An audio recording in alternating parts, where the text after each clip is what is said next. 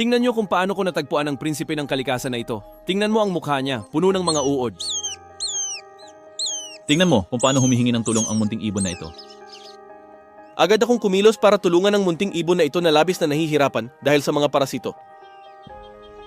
Sinimulan kong tanggalin ito na nasa parte kung saan naroon ang kanyang utak. Tingnan niyo kung gaano kalaki ang mga uod na ito para sa mga inakay na sobrang bata pa. Dito ko inilagay sa loob ng maliit na lalagyan para ibigay sa mga langgam bilang hapunan. Nahulog ang cellphone ko pero hindi iyon nakahadlang sa akin na ipagpatuloy ang gawaing ito na protektahan ang mga prinsipe ng kalikasan.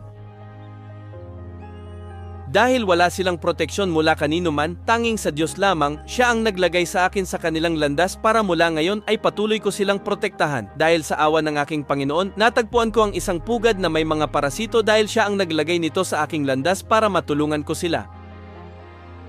Ngayon hinihiling ko na bigyan mo ako ng like at share dahil sa ganitong paraan magiging bahagi ka ng gawaing ito na ginagawa ko para sa mga kawawang hayop na ito na walang tulong mula sa iba. Halos mahulog ito pero mas mabilis ako at nahuli ko ito.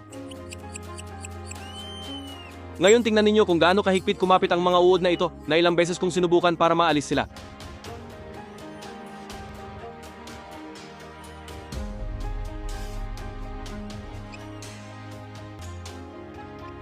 Ngayon tingnan ninyo ang natuklasan ko na nakapasok sa kanyang paa, gaano kaya kasakit ang dulot ng mga uod na ito sa mga sisiw sa kanilang sariwang balat. Sundan mo ako dahil ipapakita ko sa inyo kapag inilalagay ko ang mga uod sa mga langgam. Maaari mo rin akong mapanood ng live habang tinatanggalan ng uod ang mga sisiw. Dito nilalagyan ko ng gamot para makapagpatuloy sa isa pang natira sa kanyang paa.